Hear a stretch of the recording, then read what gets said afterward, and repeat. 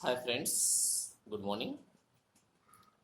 आज हम कंप्यूटर से संबंधित बहुत ही महत्वपूर्ण बात करने वाले हैं। आज का ये वीडियो कंप्यूटर के यूजेस, कंप्यूटर के प्रकार, कंप्यूटर के कार्य, इनसे रिलेटेड काफ़ी महत्वपूर्ण चीज़ों को आपके सामने लाने वाला है। बात करते हैं हम कि कंप्यूटर हमारे सामने कितने प्रकार के होते हैं, किन किन कंप्यूटर्स पर हम कार्य करते हैं। तो देखिए फ्रेंड्स, कंप्यूटर हमारे सामने मुख्य रूप से 4 प्रकार के होते हैं। सबसे पहला जो प्रकार है कंप्यूटर का, वो प्रकार होता है माइक्रो कंप्यूटर। दूसरा प्रकार होता है मिनी कंप्यूटर। तीसरा प्रकार होता है मेन फ्रेम कंप्यूटर और चौथा प्रकार होता है सुपर कंप्यूटर। चारों ही नाम आपने सुन रखे हैं। सबसे पहले बात करते हैं हम माइक्रो कंप्यूटर की। दुनिया में सबसे अधिक यूज आने वाले जो कंप्यूटर्स हैं वो कंप्यूटर है माइक्रो कंप्यूटर्स। लेकिन माइक्रो कंप्यूटर सिर्फ एक प्रकार के पर्टिकुलर कंप्यूटर का नाम नहीं है। माइक्रो कंप्यूटर को हम 4 अलग अलग भागों में डिवाइड करते हैं। अब ये 4 अलग अलग भाग माइक्रो कंप्यूटर के कौन कौन से होते हैं उनके बारे में हम जानते हैं। सबसे पहला भाग होता है डेस्कटॉप कंप्यूटर। डेस्कटॉप का मतलब जैसा कि शब्द से आपको पता चल रहा है, यानी कि उसे किसी डेस्क पर रखा जाएगा, यानी कि डेस्क पर रखा जाने वाला कंप्यूटर डेस्कटॉप कंप्यूटर कहलाता है। दूसरा प्रकार का कंप्यूटर होता है नोटबुक या लैपटॉप कंप्यूटर।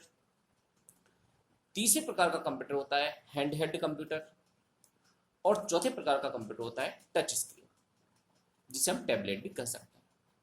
ये 4 प्रकार के माइक्रो कंप्यूटर के प्रकार होते हैं।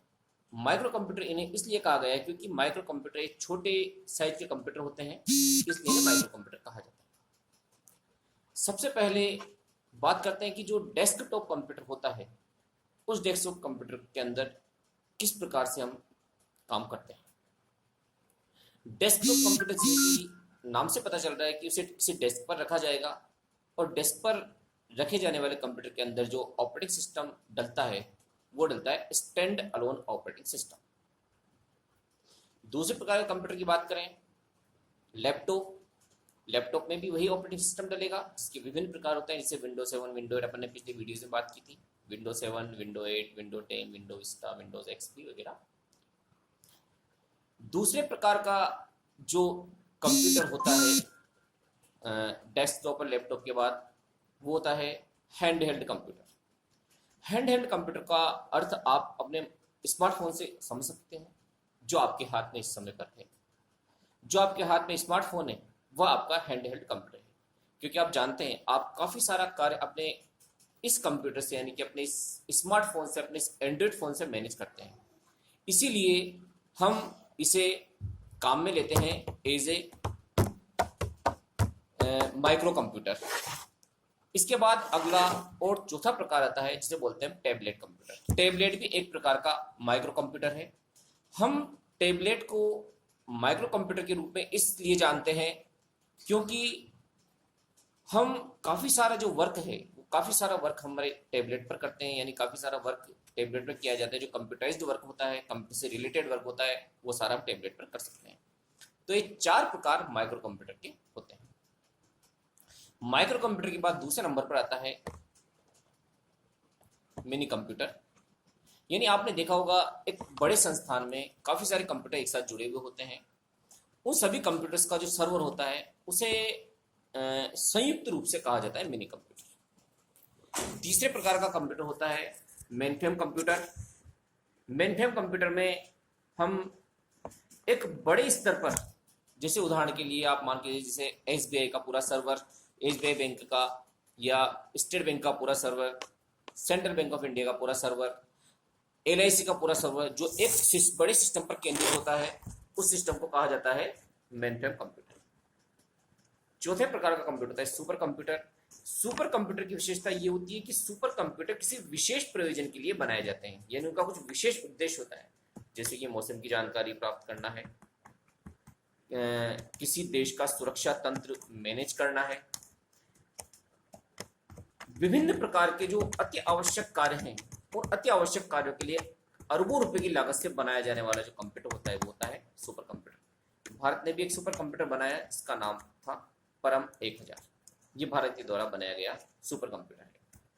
इसके बाद कंप्यूटर्स की श्रृंखला के बाद हम बात करते हैं कि कंप्यूटर सैद्धांतिक रूप से, यानी कि कार्य में आने वाले रूप से कितने प्रकार के होते हैं?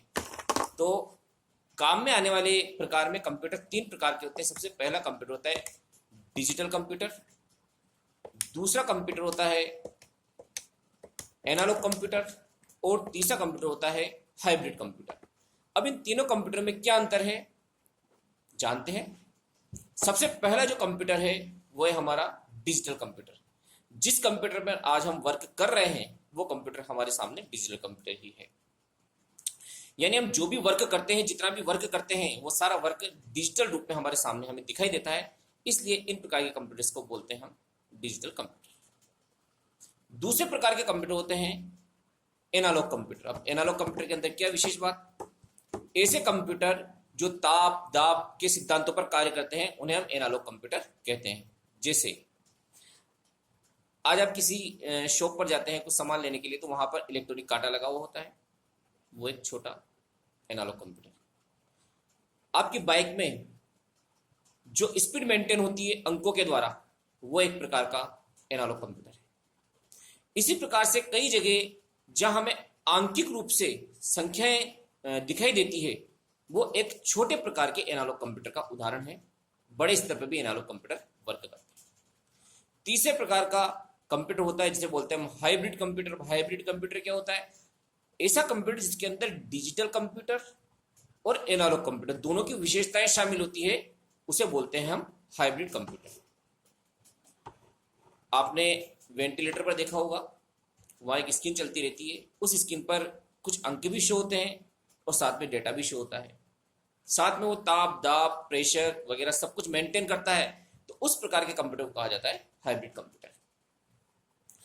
इसी प्रकार से जो कंप्यूटर के सैद्धांतिक प्रकार हैं, उन प्रकारों में एनालॉग कंप्यूटर, डिजिटल कंप्यूटर और हाइब्रिड कंप्यूटर पाए जाते हैं।